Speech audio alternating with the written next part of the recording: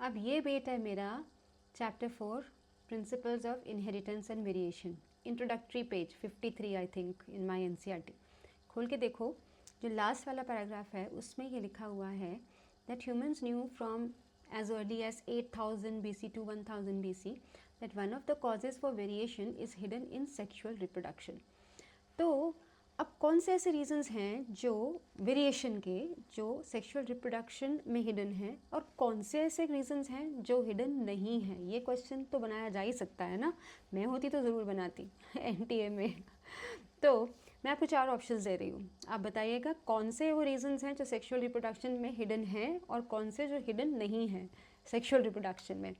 The option number 1 is crossing over, 2 is independent assortment of homologous chromosomes, 3 is mutation and 4 is environmental influence।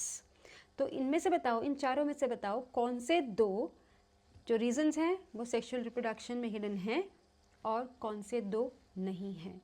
जल्दी से आप बताइए, chat में डाल दीजिए या छोड़ो, इसका आंसर मैं आपको अभी दे देती हूँ।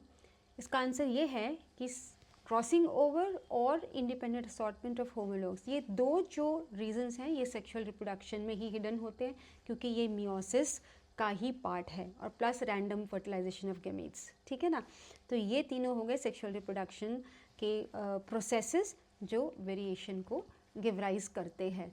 और जो 2 ऐसे प्रोसेसेस जो वेरिएशन बनाते हैं उसको जनरेट करते हैं लेकिन सेक्सुअल रिप्रोडक्शन के पार्ट्स नेसेसरली नहीं हैं, वो है म्यूटेशन, क्योंकि म्यूटेशन तो कभी भी कहीं भी किसी भी सेल में हो सकती है।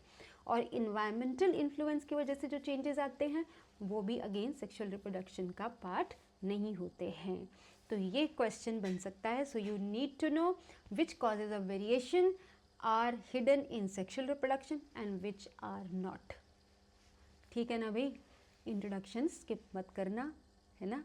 मेरे चूहों को शेर बनना है। चूहों को बेट्स दे के फंसाया जा सकता है लेकिन आपको बेट्स देकर फंसाया नहीं जाना चाहिए। यही मकसद है इस सीरीज़ का। कीप वॉचिंग, ऐसे बहुत सारी छोटी छोटी फाइन पॉइंट्स मैं आपको एनसीईआरटी से बताती रहूँगी क्योंकि एनसीईआरटी की लाइंस और बिटवीन द लाइंस दोनों को एकदम अच्छे से समझ लेना बहुत ज़रूरी है। किसी एक वर्ड पे भी क्वेश्चन बन सकता है ना। एक एक वर्ड को हम अच्छी तरीके से समझ लेंगे। Keep waiting for the next one.